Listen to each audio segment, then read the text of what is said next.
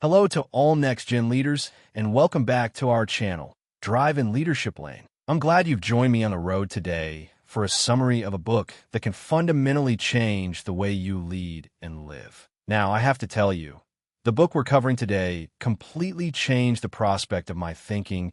It truly enlightened my mind and shifted my whole perspective on success. I'm talking about The Power of Emotional Intelligence. We're diving into the absolute masterpiece of leadership psychology, emotional intelligence. Why it can matter more than IQ by the renowned psychologist Daniel Goleman. When Goleman published this book in 1995, it shattered the long-held belief that only raw brain power predicted success. IQ gets you the interview.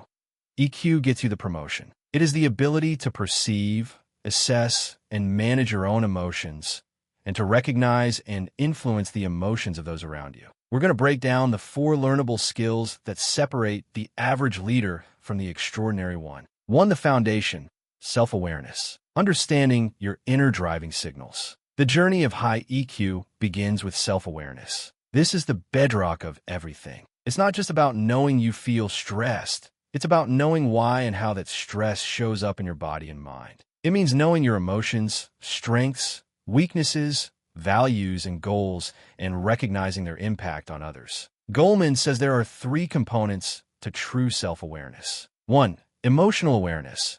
You know what you're feeling and why. You can name the nuance. Is it disappointment, frustration, or fear? 2. Accurate self-assessment. You know your strengths and your true limitations. You are confident without being arrogant. 3. Self-confidence. You know your worth. This is the natural result of points 1 and 2. Example, a manager often felt drained after meeting a particular client. At first, he just thought the client was difficult, but through self-awareness, he realized the feeling wasn't anger. It was anxiety sparked because the client always challenged his team's deep expertise, his greatest source of professional pride. This awareness allowed him to prepare differently and move from a defensive mindset to a curious one. Actionable tip. Try doing an emotional check-in. Every time you stop at a red light or when the road is clear, quickly ask yourself, what emotion am I feeling right now? What event triggered it? Simply naming the feeling helps activate your rational brain. 2. Taking control, self-management. Understanding your inner driving signals. Once you know what's coming, self-awareness, you need the control to handle it. That's self-management, the ability to control disruptive emotions and impulses. This is where most leaders fail under pressure. Goleman famously coined the term amygdala hijack. The amygdala is our brain's emotional alarm system. When it senses a threat, whether a saber-toothed tiger or a passive-aggressive email, it bypasses the rational thinking part of the brain,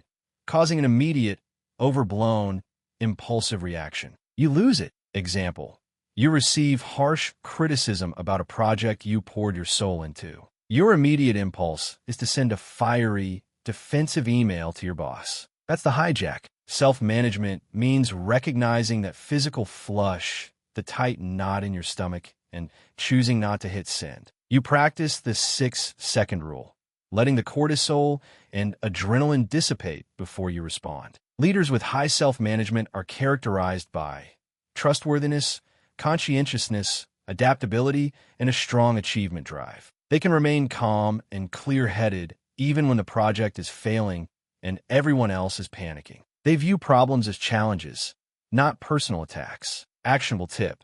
The next time a minor frustration hits, maybe someone cuts you off in traffic instead of reacting, take 3 deep, slow breaths. Name the feeling, I feel impatience, and consciously delay your response. This builds the neural connection that puts your rational brain back in charge. 3. Reading the map.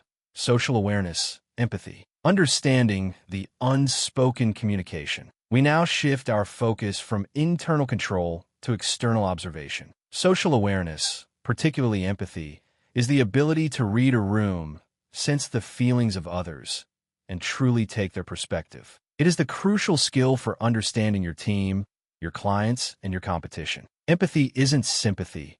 It's not feeling sorry for someone. It's the ability to feel with them, to understand their emotional perspective, even if you don't agree with their reasoning. Example, a leader calls a meeting to announce a necessary, though unpopular, organizational change. She notices a key team member is completely silent, avoiding eye contact. A leader lacking social awareness would push through the presentation. An empathic leader pauses. She addresses the tension, saying, "I know this change is difficult, and I see some concern here. Let's take a minute to talk about what this means for your workflow specifically." She read the unspoken signal and gave their emotions a voice. This skill relies heavily on noticing non-verbal cues, body language, tone of voice, and facial microexpressions. Up to 90% of our communication is nonverbal. If you're only listening to the words, you're missing the entire story. Actionable tip: practice active listening. The next time you're having a conversation,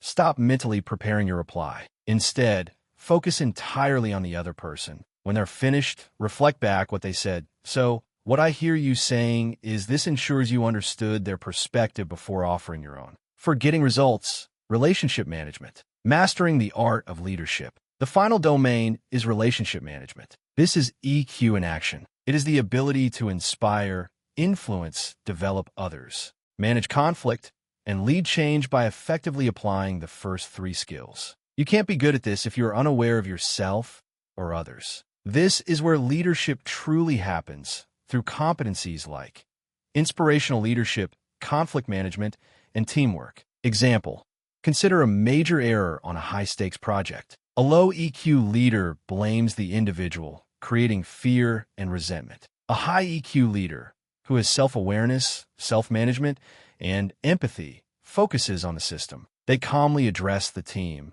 saying, "This is a failure of the process, not the person. Our goal now is to find out what went wrong and how to fix it, not who is to blame." By managing the conflict and inspiring confidence, they foster a culture of accountability and learning. This ability to influence positive connection is why Goleman's research found that emotional intelligence accounts for almost 90% of the variance in star performance in senior leadership roles. It makes all the difference. Actionable tip: next time you need to give feedback, use the structure of assuming goodwill. Start from the belief that the other person had positive intentions. This simple shift in perspective from "you messed up" to "I noticed X happened, and I assume you were trying to achieve Y" drastically improves the outcome of any difficult conversation. Final thoughts and call to action. Closing the drive. This book is a powerful reminder that the most essential skills for a leader are not those you learn in a textbook,